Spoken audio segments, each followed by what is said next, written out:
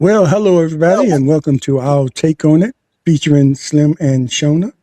And we are here this evening with a special show, and we are welcoming back actually two guests we've had on here before, and talking about a very important subject. First of all, I have to speak to my other host over there. Hello, Shona. How are you? How's everything in ATL? Hello, James. Hello, special guests. I am doing well. I am currently in Atlanta. I think I'm going to have to start identifying where I am because I'm just all over the place here lately. Don't tell everybody exactly where you are because you have those fans out there Uh, that might try to find you. So, no, I've had my share of stalking. yep, that's another story. Yeah, As that's the another master, story for another day. yes, indeed.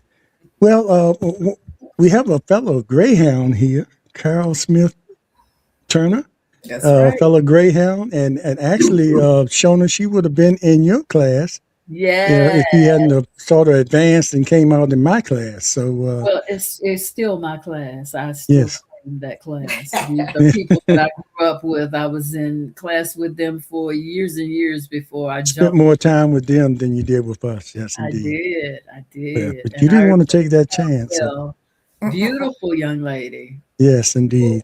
Yeah. And And welcome, Carol. How are you doing? I'm great. I'm great. I can't complain. Doesn't matter Yeah, anyway. So, thanks but for just glad to be being up again. thanks for being back and giving us and you and the doctor giving us an update on what's been going on. And I'm gonna let you introduce the doctor since you all have that relationship and he always comes on and give us great information. But we're looking for an update now because I guess you can briefly talk about what you've been involved with as far as the study with Alzheimer's and then you can introduce the doctor, and doctor can give us an update, and we figure out where we are. Oh, before we get there, Shona, tell Yes. them about your experience because I think Shona saw one of our shows and was concerned and said, "Let me check and see where I am here as far as this disease is."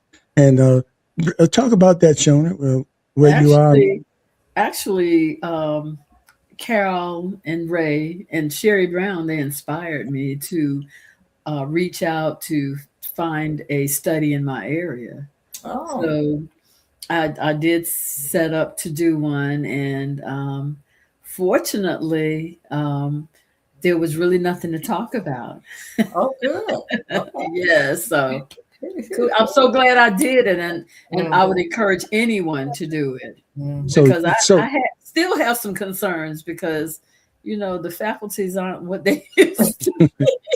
but the test that you took, I guess you were thinking about maybe I can join the study, but when you took the test, they told you uh, either you want a candidate for it. I mean, what did they say? What Right. exactly? They gave me, I got a printout, and as a matter of fact, they emailed me a printout of all of the figures from the tests that they took, and they all concluded that I was not a good candidate for Alzheimer's.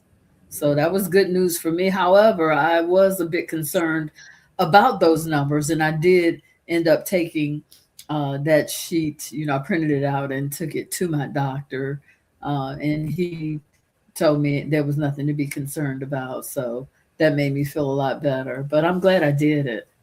Yeah, I'm glad you said that last part because, being not a good candidate, just not to confuse people out there, that didn't, I want them to make sure you let them know that you didn't have anything to be concerned about as far as, As far as being all, someone that might, contract the disease. It yeah, wasn't just, like you didn't pass the muster, but you sort of were cleared as far as I having to. failed the You test. failed the test. Gee, that's a good fail. That's a good Yes, a fail. good Yes, I fail. was happy to fail the test. Yes, first one in your life. Okay, Probably. Really, 'cause, James? yeah, she was one of those smart ones, Mm-hmm. Carol. I Yeah. don't know, you probably were Oh too. yeah. So, but No. anyway, Carol, go She was ahead in my class. and talk. Okay. But that's good news. But Dr. Okhravi is he is in charge of the study at event. Okay, he just dropped off. EVMS I and think he wants to come. ODU. Yeah, he probably gonna get on his cell because he dropped off. Okay, there Yeah. you go. You ended up getting on your cell phone. Mute. Uh-oh, Oh, we okay. can't hear him. Yeah. Say something, Dr. Okravi. Mute. Can you There you hear go. me? Can you Yeah, hear me? I can hear yeah, you. Great. Sorry yeah. about that. I've had Yeah. some problems with my computer. Yeah. I had him Oh, muted. Well, I hear you loud and clear. Okay, yes. great. I was just telling them that you were heading up the head study that I'm a part of over at EVMS, and as a matter of fact, Dr. Quab is also my mom's geriatrician.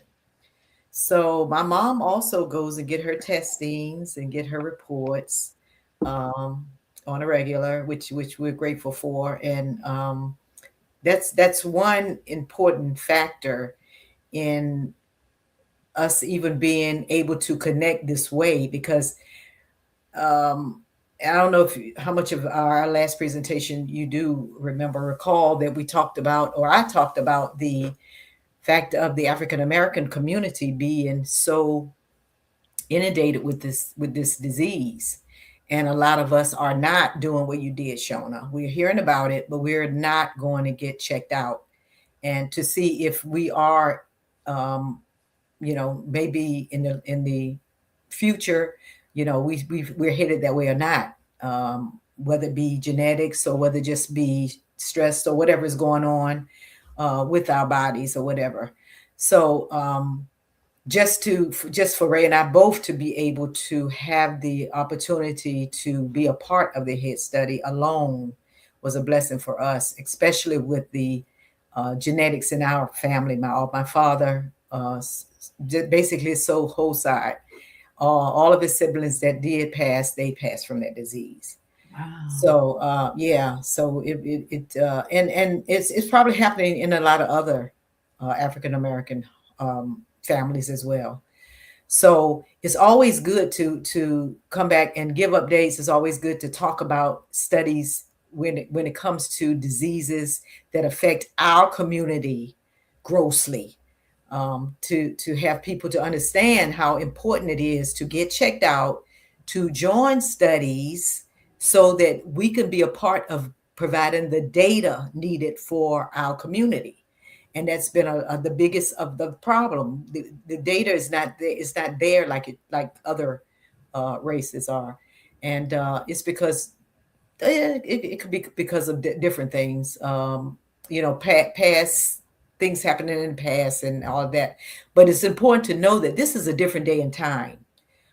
There are so much more going on now with research with these diseases. I've even been able to speak in front of panels where researchers are present, and it amazed me how much they listened, how much they were able to just give me feedback, and I asked the questions to them, and they openly responded. They were so attentive to myself and other colleagues of mine.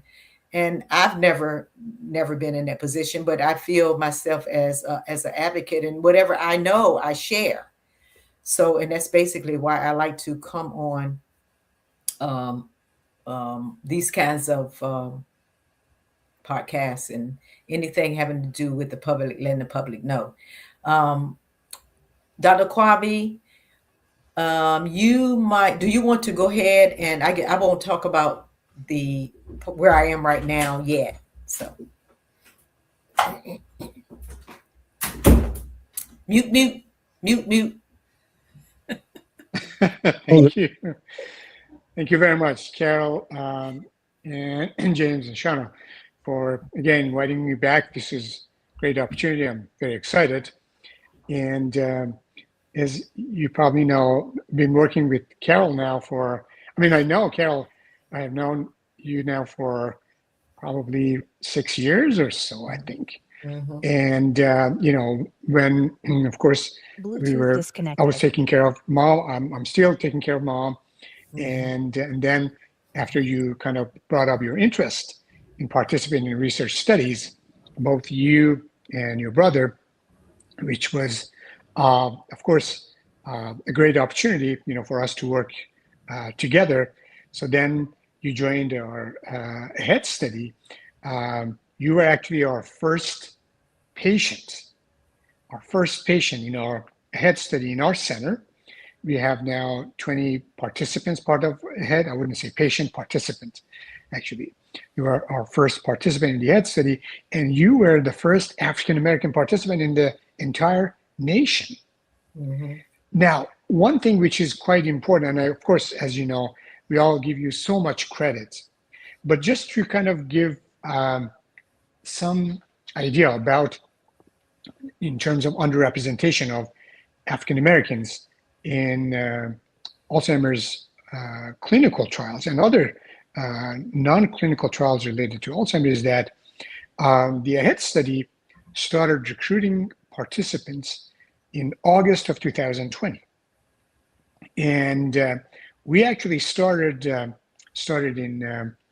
November of 2021, and I think you actually started this study sometime early 2022. Am I correct, Yes. Carol? Yeah. Yes. So then you can imagine it was about a year and a half after the study has already started, and they didn't have any African American participant in the study.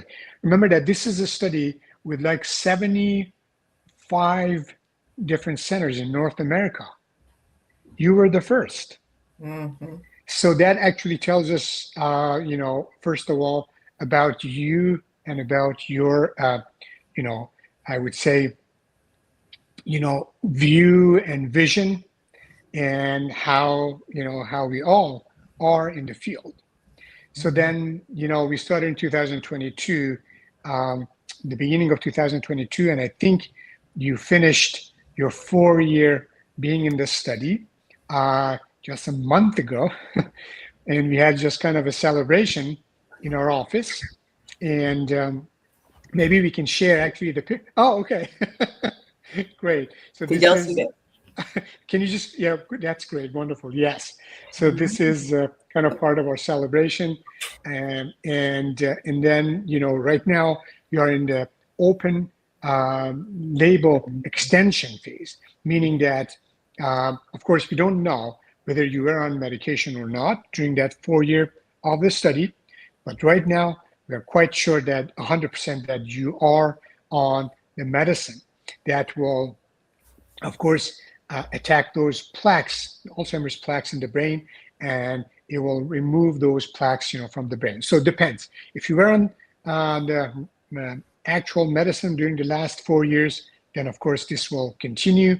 If this is the beginning, well, it starts working, and this medicine is quite strong and quite fast. Within 6 months, actually within 3 months, we can see the difference in the amount of amyloid plaque formation in the brain. And by reducing the amount of amyloid plaques in the brain, then we will see slowing down and hopefully prevention of Alzheimer's. That's of course the hope, and that we have from the AHEAD study to see that we can prevent or slow down significantly.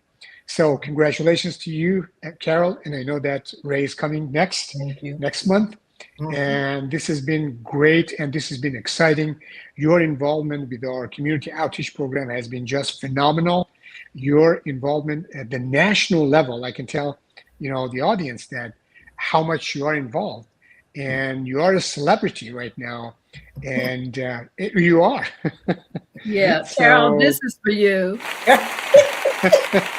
this has been Thank you, Cheryl. great, really working with you, and thank you very much for everything. Yeah, and the thing about it is this whole journey with the people that I'm journeying with, Dr. Okhravi's team, they're unbelievable.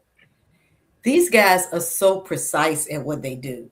I mean, that's the thing about it. Whenever you are joining studies, you want to feel comfortable. We're like a family now because we've been together so long, and there's nothing I can't ask or nothing they can't ask that would make us uncomfortable because they've been journeying with me, and not only them but even the nurses in the infusion center. I mean, I've not met nicer people or people who really take um, the participants in the HIT study, not just me, the other ones in the infusion center as well, at top priority. And because everything is so precise, you got to do this at this time, you got to do this. I can't even take my blood pressure in no arm but my right arm. I mean, it's just I have an observation period now because I started my extension, my first when I did my first infusion, I had to be in there for 4 hours, simply because this is the first time that I'm thinking that the medicine, this medicine is the medicine. First time it's being introduced into my body, so I have to stay in the infusion center after my infusion for 4 hours the first time, and I've already done that. So this is another example of how much they are making sure that I'm taken care of, and they don't see anything, that in question in reference to me as they're observing me at the end of my infusion. It's phenomenal. I mean, it's really, that's why I feel so comfortable about it. But how would you know that if you don't join a study? You know what I'm saying? What I'm saying? If you join one and you feel opposite of the way that I'm talking, you might want to check into that, or you should have a problem with it. But how would you know that unless you join a study? And you have to join with the mind of, hey, they're concerned with my well-being. And when you're talking about Alzheimer's, now, when we first took out amyloid plaque, I have 34, the gene APOE34. Ray has 4. Ray has 2 copies of 4. So that they saw that, when they saw the amyloid in our brains, this is the kind of thing that you will not be able to find unless you're in a study. Do you know how much amyloid PET scans cost, Sonia or Slim? I can imagine. $10,000. Yeah, easy. So insurance doesn't cover that. You should want to, if you have any kind of reservations, you only have one brain. That brain works your whole body. Without that, I'm pretty sure everybody in the audience, as well as us here, have been around people with the disease in different stages of it. Yeah. And we had, before my mom, we had my dad, and his stage was pretty bad. And I'm telling you, that's why I had no problem at all about going to a study and hoping and praying that it works out for my betterment. And I'm still positive about that.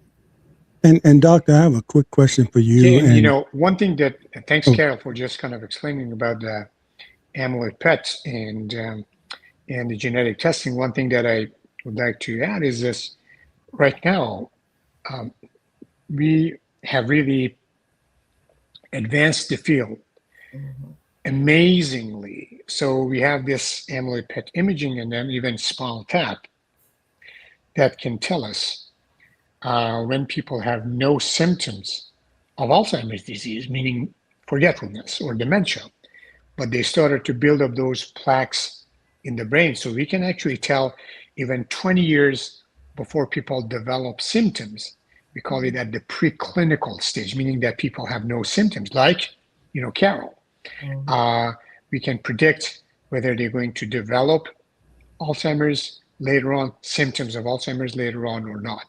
And this is really the window of opportunity, at least for the clinical trials, to see if we can have higher impact. Now, there are 2 medications, one of them that, Carol is on right now, and then there's another one.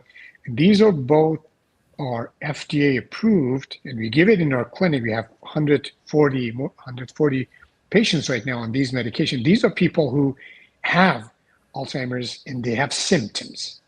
They have memory loss, they have either dementia or very mild memory loss. But now the stage that Carol is in this clinical trial is the preclinical stage.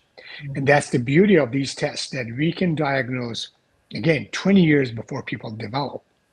Now, probably I'm going to just leave the other part, which is much more exciting, which is about the blood test that is available. And this blood test is as good as, amyloid PET imaging, the PET scan, or small tablet. We can probably talk about that later on. So I have two questions. First, you mentioned the blood test. Is that something that's been developed since you were on here last, or was that available? I think you're on mute. Am I? Oh, we hear. I can hear him. Oh, you can't hear me, doctor? Can I hear him? I can't hear. Can you hear me? No, I can't hear Slim. Okay. Oh, okay. So he can hear all of us, but not him. Yeah, I think we went through that with other people before, and He still can't hear you. you can't hear me? No, he can hear us, but he can't hear you. Right. Okay. Right. Can you tell him to probably go out and come back in? Because Yes. Dr. Okhravi, can you go out and back in? Let me just see if I can probably try my. Yes, I will. Thank you. Thanks. Yeah, because we had that issue with other guests before, and when one person couldn't hear it. I can ask you this. Exciting. While he's gone, let me just give you some kudos, Carol. Oh, girl. I mean, for stepping out there, I appreciate it. And for I put this being the picture one. up. I showed the picture because this is the group. Mhm. And they surprised me because I was done with my 4 years. They surprised me with flowers and certificate and card that they all sign. And see, that makes a big difference to make people feel, important. I mean, all participants are important. And that's Because right. without participants, there's no research. So Right. participants should be made. Go ahead, James. Go ahead and say something, see if he hears you now. Can you hear me now, doctor? Yes, I can hear very well. Okay. Now on my laptop, I think it's working now. Okay. The question I have for you, doctor, and you answered well. First, I think you mentioned something about the blood test. Was that something that was available, if you remember, the first time you were on, or is that something that came after? Well, things have really advanced in the field so rapidly that even, we have some more update, compared to a few months ago. So this is a blood test that, in fact, Carol also about, when she started the study, even at that time, we had this blood test, a different type, not as good as what it is right now. We did it in our research. At that point, it was mainly in the research. But now we have 2 FDA-cleared blood-based biomarkers, blood tests, that these are, in terms of accuracy, are comparable with the PET scan or the spinal tap. Now, how is it cheaper? Oh, significantly, and I'll give you an example. So essentially, yeah, I mean, the amyloid PET imaging, as you know, it's as Carol mentioned, $10,600 in our area. Mm-hmm.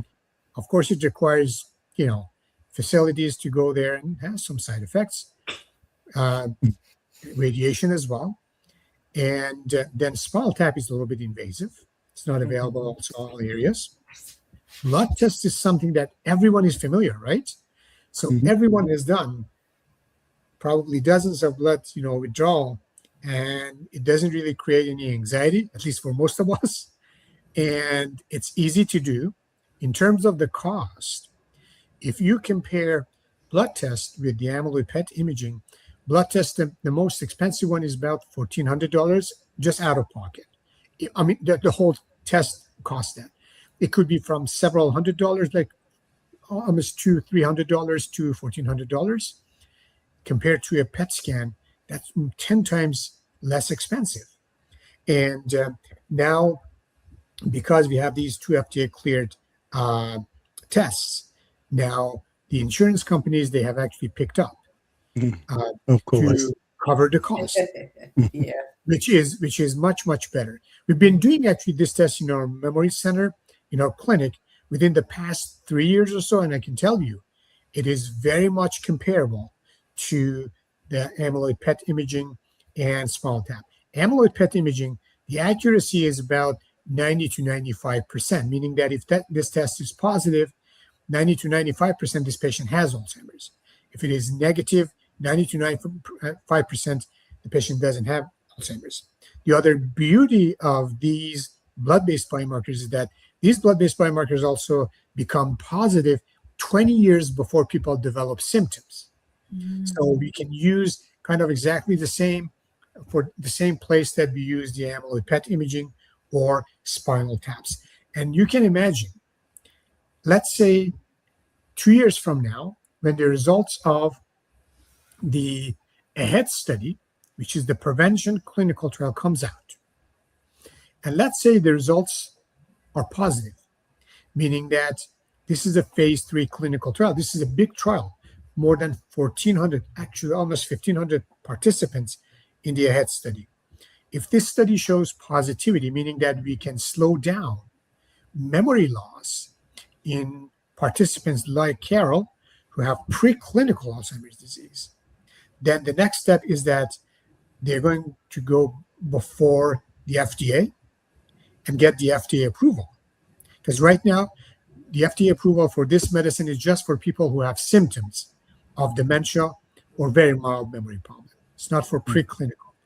If it actually becomes, the results become positive for preclinical, then you can imagine what's going to happen. You go to your primary care physician, and then for some reason, for example, you have family history, or you have some genetic predisposition, or you have higher risk for Alzheimer's, for example, you have cardiovascular risks, blood pressure, cholesterol, diabetes, smoking.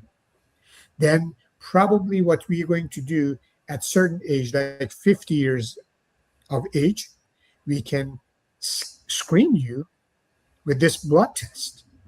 So this blood test will act like what exactly we do with blood sugar screening or cholesterol screening. And then if you're positive, meaning that you have those plaques in your brain, then we can start you on a medicine that right now, Carol is actually in the clinical trial. Why? Because now we have the FDA approval. We don't have it yet, right? Because we need first to show the results are positive, and that's why Carol's, of course, contribution and others is very important. But hopefully in 2 years from now, people are very, very positive about this.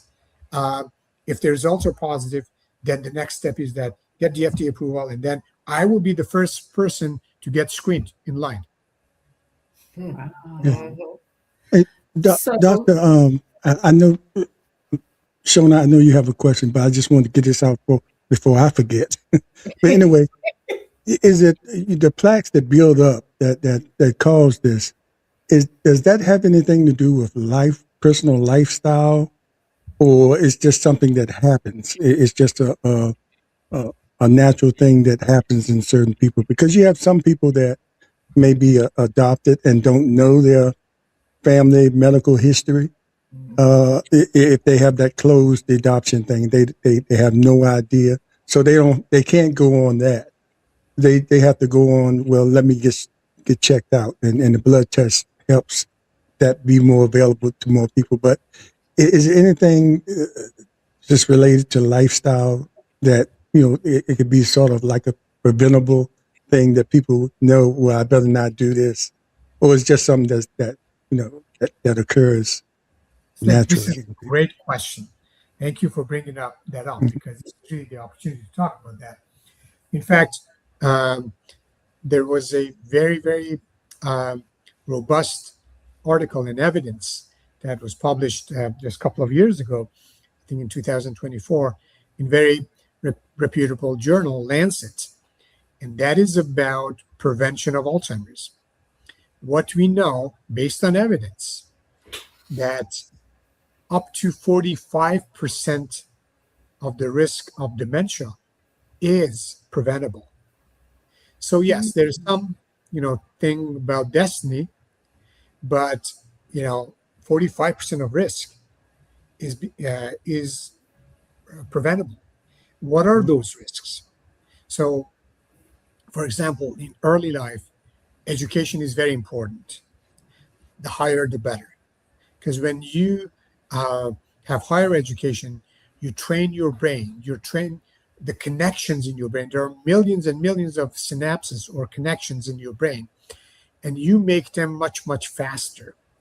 And that really helps to protect your brain against any type of disease processes, including Alzheimer's disease. Then later on in life, there are other preventable factors. For example, one of very important one in midlife is hearing loss. And now we know that hearing loss increases the risk of Alzheimer's, the risk of dementia. So if someone has mild hearing loss and it's untreated, the risk is twice. And if someone has moderate hearing loss, the risk is 3 times.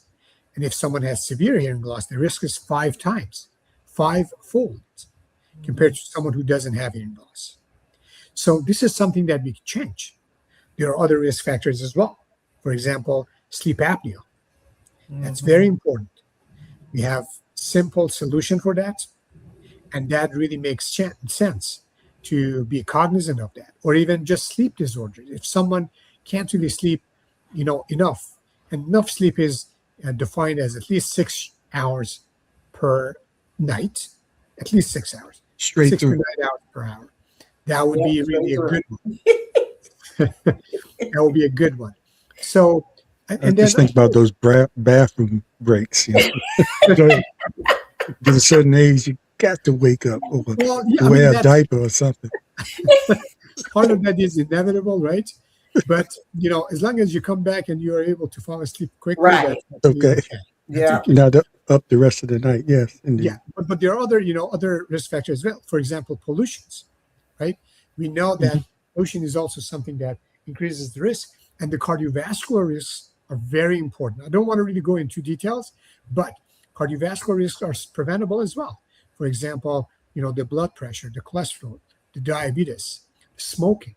Those are all, they're not additive. They multiply. If someone has blood pressure, uncontrolled blood pressure, and then uncontrolled diabetes, and then uncontrolled smoking, I would say that the risk is several times. So it's not all destiny. This is something that we can certainly work on and we can really prevent to a certain point. So, Dr. Okhravi, I have a question for people who really would just like to know, what is the relationship between dementia and Alzheimer's? Yeah. This is actually probably the most common question that always family members and caregivers, say. Actually, I'm going to ask Carol because I know that Carol is expert in that. Please. Oh my gosh. Yes, Carol. Well, I'm going to tell you, to be honest, when I first before I joined the study, I had no idea. I really thought that Alzheimer's was the top tier, was the umbrella. And as I've been hanging out with these guys and kind of learning more information, dementia, Alzheimer's is a dementia. Is under the dementia is the umbrella, not Alzheimer's. It's just a dementia, and there are several dementias under the dementia umbrella. There's several, and Alzheimer's is probably the more prevalent one. And like we were saying before, definitely in our community. But a lot of people don't know, and there are different levels in reference to Alzheimer's as far as what mild and moderate and things like that. Mm-hmm. So that's probably my knowledge of it right now, Dr. Okhravi. No, that was perfect. Thanks, Carol. Because most people think the opposite, I think. Exactly, and I did for the longest. Yeah. And here's actually how, as Carol said, this is how I explain. Well, first of all, dementia is a syndrome. What it means that it's a combination of different symptoms. If someone has memory loss or thinking skills problems, that now become dependent to someone else in real life. For example, they can't drive anymore, or they can't manage finances or medications. That is dementia, period. So that's the definition of dementia. But then dementia, as Carol mentioned, is the big umbrella. And then underneath of this umbrella, there are several hundred causes. And one of the main cause, actually the most common cause, is Alzheimer's disease. But there are others, for example, vascular or Lewy body or frontotemporal lobe dementia. Now, the way that I kind of explain to patients, I would say that if I ask you, do you have a car? And you would say yes. And then my second question is, what type of car? And then you would say Chevy or Dodge or Honda. So essentially the analogy of what type of, actually the car, do you have a car? That's dementia. And then what type is the type of the car, if that makes sense. Okay. I'd like you to back up for a moment. You mentioned Lewy body. I was close to someone who passed from Lewy body dementia. Can you speak to that condition? Yes, sure. Well, there are certain types of memory loss that they are also associated with movement disorders. The most common one is Lewy body. So people with Lewy body dementia, they not only have memory loss, but also they have Parkinsonism. What is Parkinsonism? Parkinsonism is like someone who has symptoms of Parkinson's, but it's not Parkinson's. You've seen patients with Parkinson's, right? They may actually walk slowly, stoop posture, shuffling gait, tremors, and getting really slow in movements. So that's Parkinson's. But if someone has these symptoms, like Parkinsonism, we call it Parkinsonism, some of these symptoms, but then has dementia, that could be Lewy body dementia. Other prominent features of Lewy body dementia, another one is REM sleep behavior disorder. What is it, REM sleep behavior disorder? Well, we tend to dream in our REM sleep. That's the rapid eye movement. That's when our sleep is not really deep, and we tend to dream there. But because when we dream, we may actually act upon those dreams, naturally and physiologically, we are all paralyzed during REM. So we can't really hurt ourselves. We can't hurt really other partners, right? Our partners, a bed partner. People with Lewy body dementia, they don't really get, I would say, when I say paralyzed, they're not paralyzed, just kind of, flex during the REM sleep. So they can act upon their dreams. So they can shout, they can scream, they can kick, they can fight, they can actually fall out of the bed. So that's one of the symptoms of Lewy body, REM sleep behavior disorder. The other one is visual hallucinations, seeing things that are not there. And these are quite vivid. So they can describe to you exactly like, small children or snakes or insects or people that they see. And sometimes they could be quite disturbing, as you can actually imagine. These are the three main symptoms of, Lewy body dementia, essentially Parkinsonism, visual hallucinations, REM sleep behavior disorder. And the fourth one is there is really significant waxing and waning in their mental status. Sometimes they are very confused, but the other time they could be just back to their old self. So this significant waxing and waning of mental status is another symptom of Lewy body dementia. About 15% of people, they have Lewy body dementia. The person I'm speaking of had all of those symptoms, and he spiraled downhill so quickly with that condition. By the time they actually diagnosed it, he was gone within a few months. This is another interesting fact about dementia in general. I have some patients with Alzheimer's that they have been around for more than 17 years. And then I have patients with Alzheimer's that within 5 years, they're not with us anymore. Lewy body dementia usually is faster, probably something around like 7 to 8 years from the diagnosis to death. I had a patient just recently who passed away within less than 3 years. And we were questioning, well, why was it so fast? Maybe there was a different diagnosis. Actually, our diagnosis before her death was Alzheimer's plus Lewy body dementia, because 80% of patients with Lewy body, they do have Alzheimer's as well. So that was our diagnosis before she passed away. And she and her husband, of course, wished to have her brain autopsied. And the autopsy was also consistent with the modern diagnosis of both Alzheimer's and Lewy body. So what I'm trying to say is that sometimes it's quite fast, like this in this patient, less than 3 years, and sometimes it could be much, much longer. So, Go ahead. I'm sorry. Go ahead. so is it possible that he could have had it long before, as much as years before it was actually diagnosed, or there were any obvious symptoms that made him seek attention about them? That is true. And Because one thing that,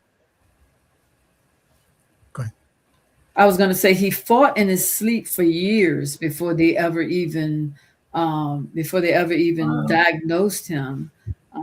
He went through a whole battery of all kinds of tests, and when I say years, I'm speaking maybe at least, I'm going to say 6-7 years. He physically fought in his sleep, and after a while, he did start to have hallucinations.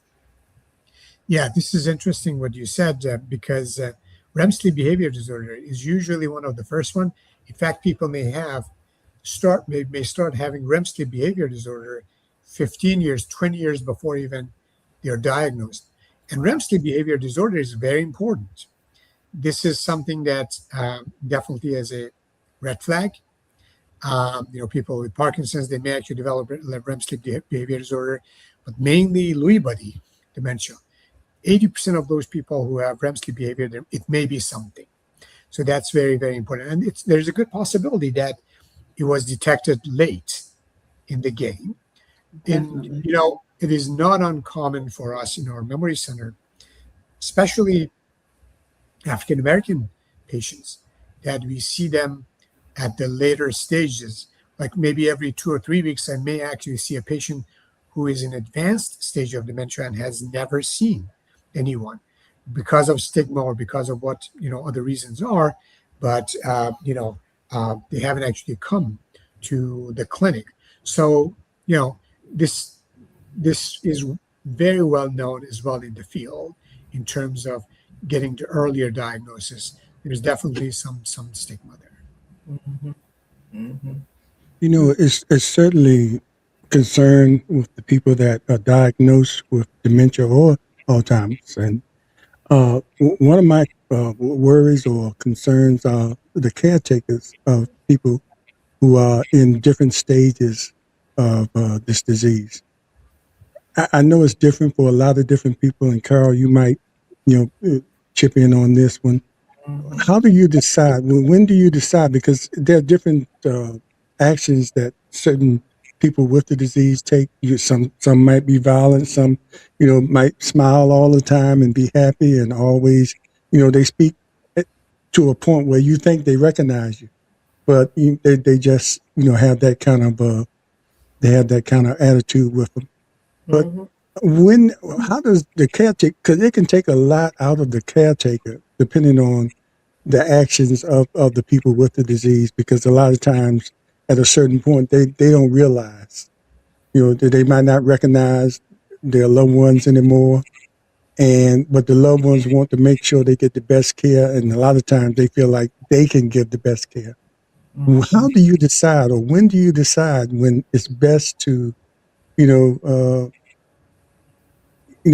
have them in a facility that might be more helpful to them than you might be able to provide for them? Because it might, I know it's a tough decision to make, but that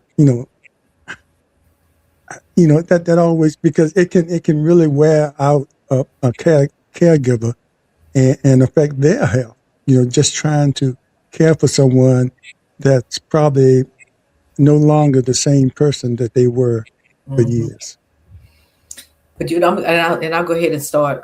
Well, and speaking of my mom, because I mentioned her earlier, she was a caregiver for my father, and he probably was diagnosed probably like 7 to 10 years before I think we even were able to get him any help.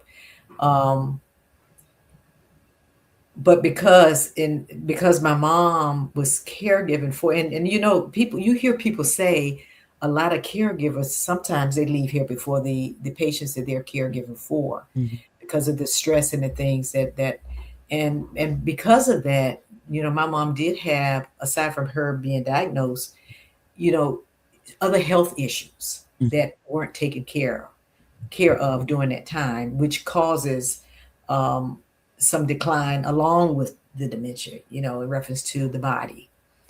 So, and we didn't know any of it. And, when your parents are living alone, they don't always tend to tell their children things that are happening with them. And if they're caregiving, during my mom's and your mom's probably time, as far as marriages, they had different ways, because the man was, he was the one. I mean, whatever he wanted, he got. They catered to them probably more than we do now. He's the man of the house. So because of that, they all went into that. Her all went into him, and she was just falling apart, and we did not know that until after he passed, which is another scary thing when you're talking about caregiving. Yes. Yeah, and that's why I guess it's an individual thing, but the more people realize or know what's going on with their loved ones, I think the decisions that they make can be made probably a little easier, knowing, that, okay, it's time. You can't handle this, and for the sake of that person, they're better off somewhere else. And I know that's a tough decision. It wasn't Alzheimer's I dealt with my mother, but I moved in with her, with what was going on with her, and until she passed away. But it was a different thing. I wasn't, it didn't take anything from me physically or mentally to take care of her, because it was a whole different thing. But I've seen people go through where they fight you back, or you just it's hard for you to imagine he doesn't remember me. And doctor, I also heard that music sometimes, I don't know what stages of these, but music can sometimes take them to a period where their memory is better. I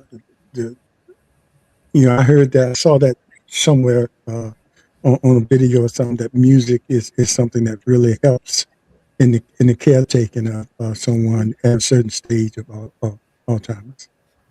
Absolutely, that's very important. But just get back to what actually Carol and you said. One thing that I want to just really emphasize is that now the time is different. First of all, the diagnosis is so time sensitive now, because we have medications that they slow down memory loss. Right. There's a term that our stroke colleagues, stroke specialists, they actually call it, instead of saying time sensitive, they say time is brain. Right now, time is brain for patients with with Alzheimer's or memory problem, because the window of opportunity for these medications, two right now infusion medications that we have the FDA approval and they help to slow down, is not really quite wide. So these medications are effective only in patients who have very mild memory loss or mild memory loss. And then after that, they're not effective.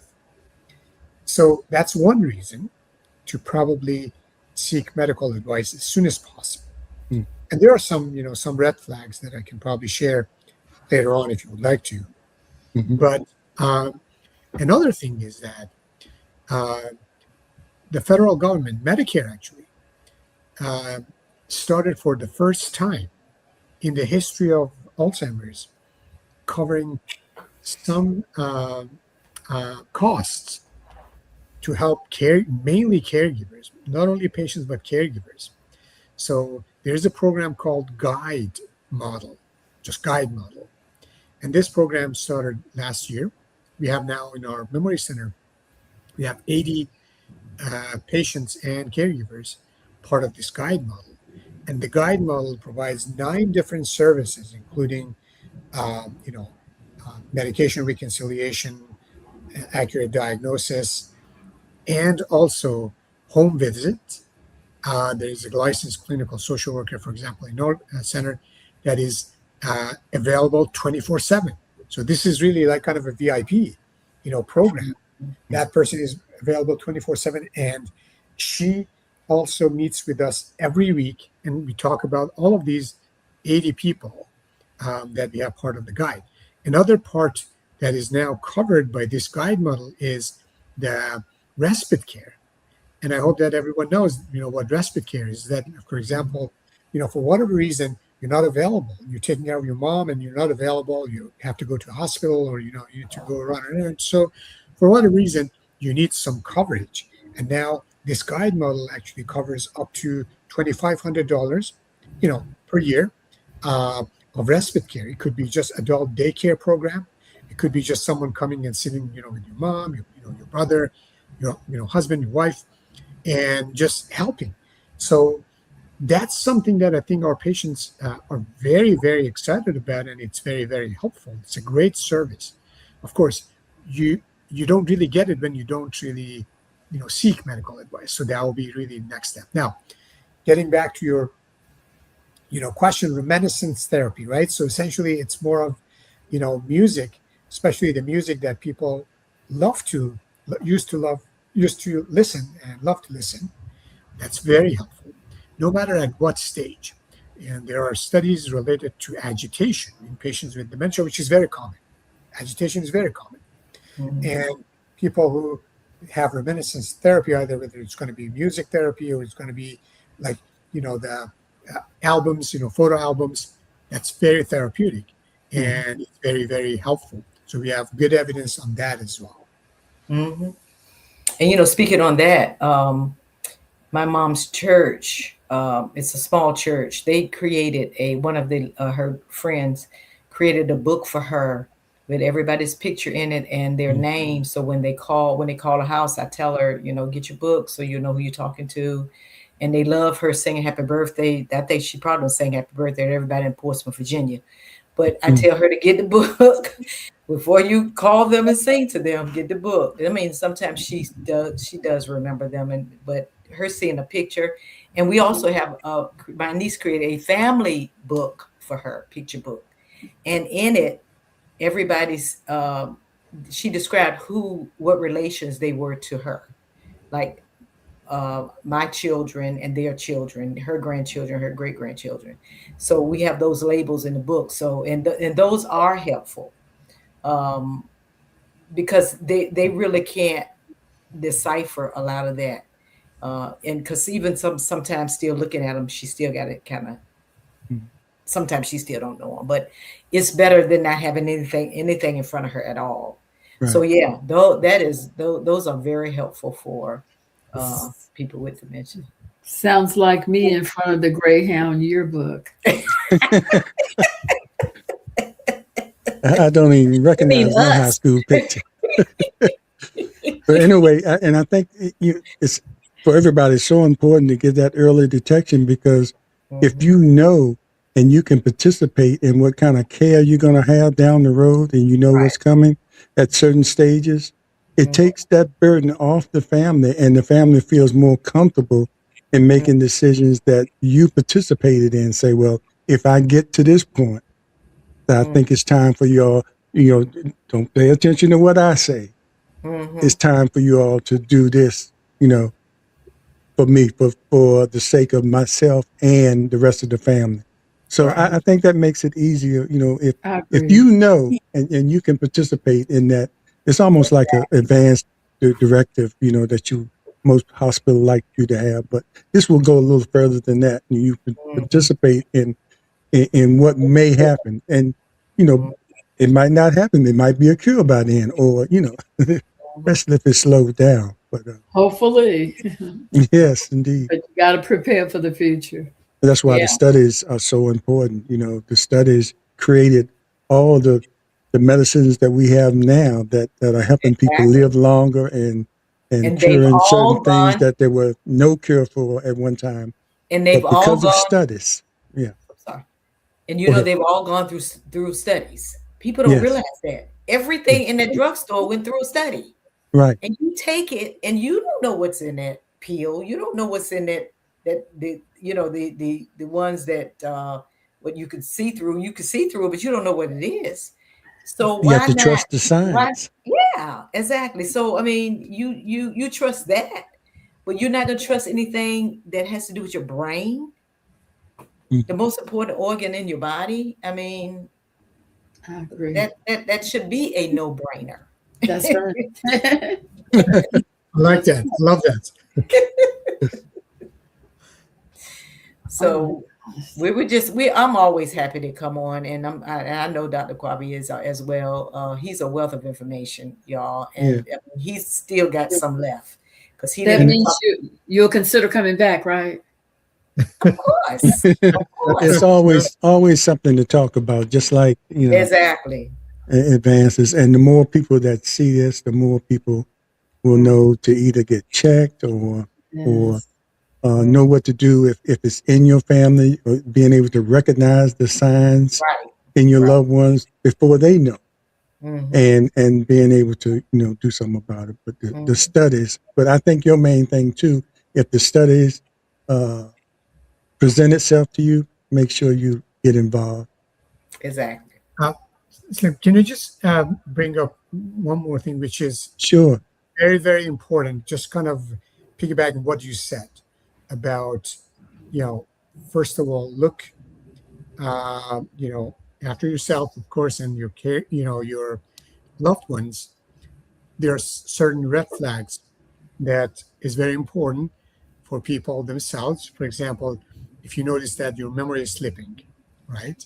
Or if you think that you're not doing as well as other peers, the same age, the same education do, your friends, or your loved ones, your children, your spouses, they do have some concern.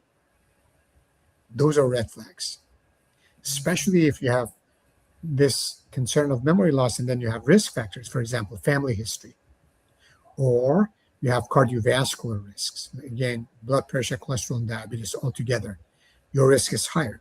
And if you're over 60, that's the magic age. Now, one more thing that I wanted just to say is about, sorry, Shauna. So one more thing that I would like to say for your loved ones who already have memory issues, probably have dementia, but they don't really want to come. It's a stigma. You know how Mhm. fearful it is. You know what they're thinking, right? They're going to lose their freedom. They're going to lose their licenses, relationship, and so on and so forth. So you don't need to add more into that despair. You really need to make it into a positive tone. And what is the positive tone, which is real, now? Is that, for example, mom, dad, now there are medications that we have available that we can slow down memory loss, and we didn't have just a few years ago. But of course, the first thing to do is just to go and just have the diagnosis. And then hopefully we can just, keep you as sharp as you are. I think this is really the way to kind of discuss with our loved ones when they experience memory loss and they are kind of in fear, and probably they have lack of insight of their, memory issues as well. Mhm. That's so true. It's all in how you put it across to them. Well, thanks a lot, Dr. and Carol. I'm always excited about when you all come on, because just talking about health issues like this that everybody goes through. My thing is coming on here talking about the heart, because I have that experience there, and all of us have some experiences somewhere. But it's all related. You can't do without your brain or your heart, and other things you might be able to do without, but you have to take care of that, or make sure that you are aware of these things that are out there, and what can happen to you. And just forget about the stigma, or the fear of not wanting to know. At some point, you're going to know, because it's going to hit you. So why One way or not the know? other. Yeah, the sooner you know, the better. That's the key. That's the key. Absolutely. And that's also for the caregivers as well. So I want to thank you again, and want to give you an opportunity, if you have any last words, say them now. And No, I'm good. okay, Dr. O? you good? Well, yeah, no, I think this was great, and I'm always so excited to come on your show, Slim. So, and I apologize for the technical issues, but I'm really hoping that It people happens. learned some. And please feel free to reach out to both Carol and myself. I'd be more than happy to to answer any questions or help. Yeah, I want to let the people know here. You are here in Hampton Roads, right? You're at the Eastern Virginia Medical School, part of School. ODU now. Yes. ODU. They're part of ODU now. Yeah. Okay. Yeah. My primary is a part of that. I'm a part of that system. And they take good care of me. But anyway, we appreciate. Father. Yes. All right, everybody. Thanks a lot for watching. We appreciate it, and stay tuned tomorrow, our regular night, when we have Carol's brother. They used to say Ray's sister, but now we say Carol's brother, That's right. Ray. That's right. Didn't you used to get that, Carol? This is Ray's sister. Yes. Like I never Now had a we name. say Carol's brother. So how quick the tides turn on that. We appreciate it. But Ray Thank will you, be Jay. on tomorrow. Ray will be on tomorrow. He's one of our classmates, so no telling what we will discuss. I'm sure he'll talk a little bit about this, but I'm looking forward to that. yes, we always have a good time when Ray comes on here. But thank you again. We appreciate it. And everybody, don't forget to subscribe, like, and share this show with people. I know you know someone out there that might need this information. And we're just trying to share the information, make people put down, or don't worry about the stigma. Don't worry about if people know what's going on. It's important that you know what's going on, so you can help yourself and the family. All right. Take care, everybody. We'll see you next time. Thank you. Okay. Bye. Our take on it, featuring Slim and Shona from P-Town to ATL. Thank you. Bye. Thank